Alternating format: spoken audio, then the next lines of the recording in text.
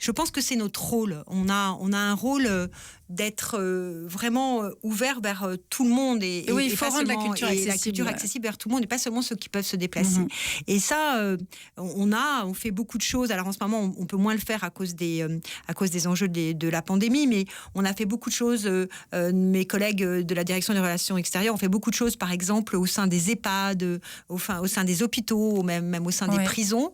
Alors aujourd'hui, c'est compliqué par rapport à tous les enjeux de l'épidémie, mais savoir que tout ça est accessible, c'est très important. Et savoir aussi que tout ça va pouvoir être réemployé par les animateurs qui travaillent dans ces différents lieux, ça c'est vraiment très important. Mais aussi. alors, vous parlez de ces personnes à qui vous rendez les œuvres accessibles, ce sont des personnes qui vont se retrouver seules face à leur tablette.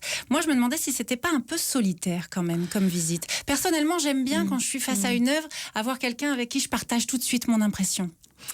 Ça, après, c'est compliqué à dire parce qu'évidemment, chacun est un peu différent par rapport à ça. Ce qu'on a vu quand même, c'est que ça a très très bien fonctionné avec les familles. Donc ça veut dire qu'en fait, comme vous disiez à l'instant, les gens ont eu aussi, enfin moi j'ai la même chose, ont eu cette envie de partager. Donc ça, je pense que ça c'est un des éléments. Ça a aussi beaucoup fonctionné avec les groupes. Par exemple, et ça aussi, ce qui montre que les choses ne sont pas antinomiques. Hein. En groupe devant sa tablette ? Non, pas en groupe, mais tirer parti des ressources qui sont mises en ligne au musée pour pouvoir le diffuser avec le groupe. Et ça, c'est quelque chose qu'on est en train de mettre en place avec la réunion des musées nationaux. On est en train de filmer un certain nombre de visites qu'on fait au sein du musée, avec la possibilité ensuite que les classes ou que un animateur dans un EHPAD ou dans un hôpital ou dans un centre culturel ou dans une prison puisse s'en servir, et la possibilité ensuite qu'on établisse le lien directement avec le ou la conférencière et le groupe. Et ça, je pense que c'est vraiment notre rôle.